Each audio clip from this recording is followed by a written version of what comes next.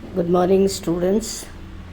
ये क्लास 9 का periodic test 2 साल 2024-25 का वीडियो है, तो आपके कमिंग एग्ज़ाम में काम आएगा।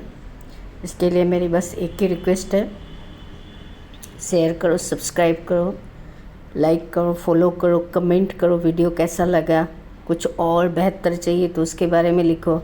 यहाँ जो प्रश्न दिए गए हैं उनका उत्तर यहाँ लिखना तो संभव नहीं है, लेकिन मैंने अलग से बना रखा है। अगर आपको चाहिए तो कमेंट में आप लिख दीजिए मैम आंसर चाहिए। तो अगर आपका ज़मीर ज़िंदा है तो लाइक करोगे, सब्सक्राइब करोगे, क्योंकि ऐसा देखने को मिलता है प्राय कि जितने व्यूज़ होते उतने लाइक नहीं मिलते। तो ऐसा मत करो, बुरा लगता है। और मुझे क्लास 9 मिलता भी नहीं है। इस साल मुझे ना क्लास 9 कोई भी सेक्शन नहीं मिला, फिर भी मैं आप लोगों के लिए, सबके लिए बनाया तो आपके लिए भी बना देती हूँ, वरना ये आपके साथ इनजस्टिस होगा। चलो देखते हैं। ये पैराग्राफ आएगा, कोई ज़रूरी नहीं है, लेकिन इस तरह के पैराग्राफ किस तरह से सॉल्व किए जाते हैं इसका एक अच्छा खासा आइडिया आपको मिल जाएगा। निम्नलिखित गद्यांश को पढ़कर पूछे गए प्रश्नों के सही विकल्प चुनकर उत्तर लिखें 1/5।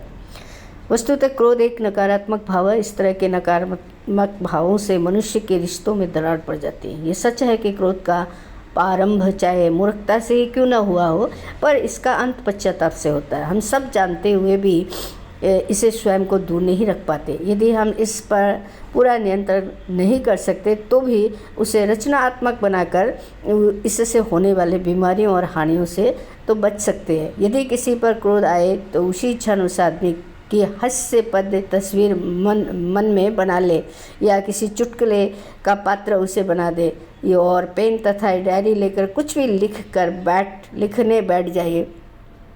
कुछ ना बने तो आड़ी तिरछी रेखाएं ही खींच ले। धीरे धीरे कलात्मक नजर आएगी। विचारों को कविता या लेख में ढालने का प्रयास करें। इससे आप अपने जीवन के लंबे दौर में अधिक सुखी और स्वस्थ रह सकते हैं। प्रश्न है, मनुष्य को अधिक स्वस्थ तथा सुखी रहने के लिए आवश्यकता है कि वह क्रोध पर नियंत्रण करे। 3 नंबर करेक्ट। गद्यांश में वर्णित रिश्तों में दरार डालने वाले भागों में से एक भाग क्या है? क्रोध। हमारे द्वारा किए गए क्रोध का अंत होता है पश्चाताप से। आड़ी तिरछी में समास है द्वंद्व समास, आड़ी और तिरछी। नकारात्मक का विपरीत शब्द है सकारात्मक। अर्थ के आधार पर निम्नलिखित वाक्यों के सही भेद का नाम लिखिए। भगवान करे सब कुशल लौटे।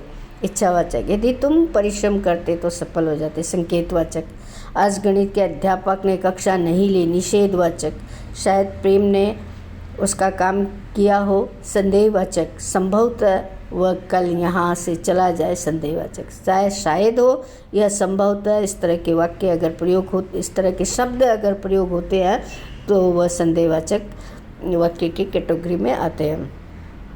निम्नलिखित वाक्यों को निर्देशानुसार बदल लीजिए। 1/5। क्या बच्चे कक्षा में शोर मचा रहे हैं? विधानवाचक में क्या होगा? बच्चे कक्षा में शोर मचा रहे थे। शीला रोज़ पढ़ने जाती है। आज्ञावाचक में बदलिए। शीला रोज़ पढ़ने जाया करो या शीला पढ़ने जाओ। यदि वह काम करता तो भूखा नहीं मरता। विधानवाचक में काम करने पर वह भूखा नहीं मरता। अरे दीपक विद्यालय जाएगा, है ना। निषेधवाचक में दीपक विद्यालय नहीं जाएगा। बच्चों ने नेताजी का भाषण नहीं सुना। विधानवाचक में क्या होता है? पॉजिटिव तरीके से बात बोली जाती है। बच्चों ने नेताजी का भाषण सुना।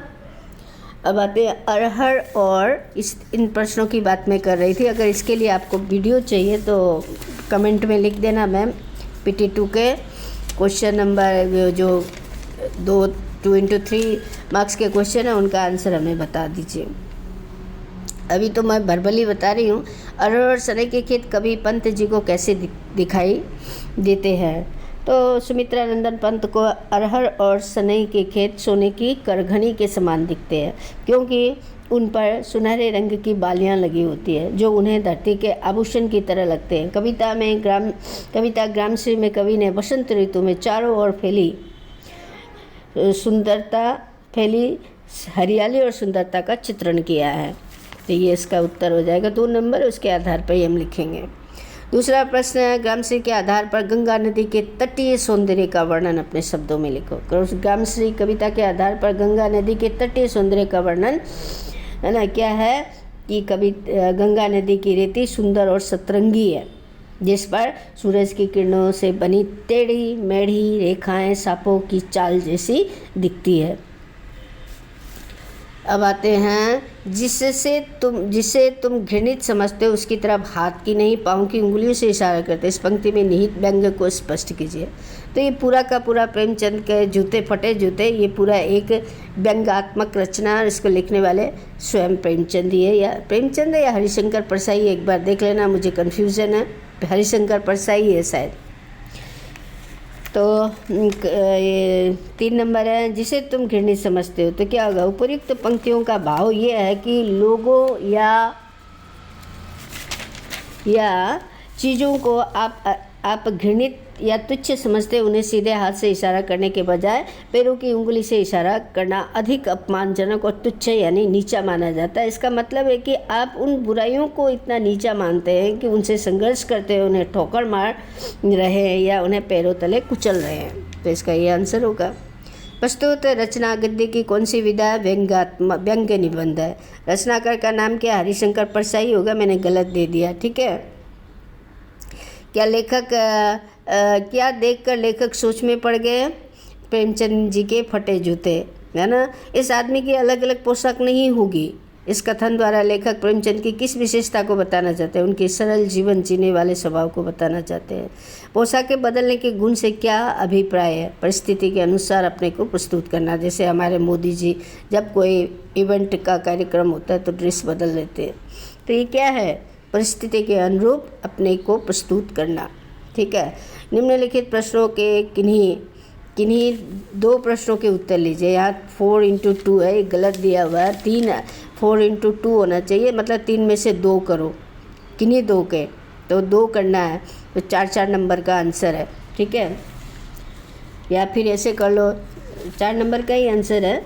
तो यहाँ पे देख लेते हैं इसका उत्तर क्या हो। रीढ़ की हड्डी एकांकी का उद्देश्य स्पष्ट कीजिए। तो रीढ़ की हड्डी एकांकी का उद्देश्य ये है, मुख्य उद्देश्य समाज में विवाह और शिक्षा से जुड़ी रूढ़िवादी सोच को चुनौती देना है, जिसमें लड़कियों को समान अधिकार और सम्मान मिले। ये एकांकी स्त्री पुरुष के समानता की पक्षधर है, समाज में दोहरी मानसिकता रखने वालों को बेनकाब करती है। समाज में नेताजी को उचित गरिमा दिलाने हेतु समाज में महिलाओं को उचित गरिमा दिलाने हेतु आप कौन कौन से प्रयास कर सकते हैं? तो समाज में महिलाओं को उचित गरिमा दिलाने हेतु हम उन्हें शिक्षा और समान अधिकार प्रदान कर सकते हैं, उनके अधिकारों के प्रति जागरूक कर सकते हैं, है ना। उनके अधिकारों के प्रति उन्हें जागरूक कर सकते हैं, उन्हें आर्थिक रूप से सशक्त बना सकते हैं। मीडिया के माध्यम से उनकी सकारात्मक छवि प्रस्तुत कर सकते हैं। ये सुनिश्चित करने के लिए कानूनी और सामाजिक सुरक्षा को भी बढ़ावा दिया जाना चाहिए। अब 3 नंबर ग नंबर है, रीढ़ की हड्डी एकांकी के आधार पर दोनों पिताओं के गुणों का विश्लेषण कीजिए। तो रीढ़ की हड्डी एकांकी के आधार पर रामस्वरूप और गोपाल प्रसाद दोनों के चरित्र में विरोधाभास है, यानी एक दूसरे के विपरीत है। रामस्वरूप स्त्री शिक्षा के पक्षधर है, लेकिन अपनी बेटी की उच्च शिक्षा को समाज के डर से छिपाते हैं, जबकि गोपाल प्रसाद विवाह को एक व्यापार यानी बिजनेस मानते हैं और लड़कियों को घर की 4 दीवारी में कैद रखने वाले दक्यानशी विचारों के व्यक्ति है वो। इस तरह से ये कंप्लीट हुआ।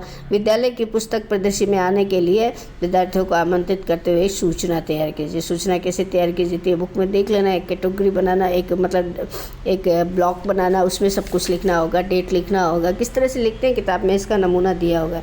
अथवा विद्यालय में हो रहे हिंदी दिवस के आयोजन के लिए विद्यार्थियों से विभिन्न गतिविधियों में भाग लेने हेतु आमंत्रित करते संबंधी एक सूचना तैयार कीजिए। प्रश्न एक ही है, सूचना बनाना है, टॉपिक बदल गया, तो इसको आप ग्रामर बुक से देख लेना। और फिर से एक बार रिक्वेस्ट करते हैं, मेरे वीडियो आपको कैसे लगते कमेंट करो, लाइक करो, शेयर करो, फॉलो करो। इंस्टा में भी है, यूट्यूब में भी है ना। अगर मैंने आपके लिए इतनी मेहनत की है तो आप भी दिल थोड़ा बड़ा रखो और कर भला तो हो भला का सिद्धांत अपनाओगे तो एग्ज़ाम में नो डाउट आपको अच्छा नंबर मिलेंगे। Bye, good, take care and all the best for your coming exam.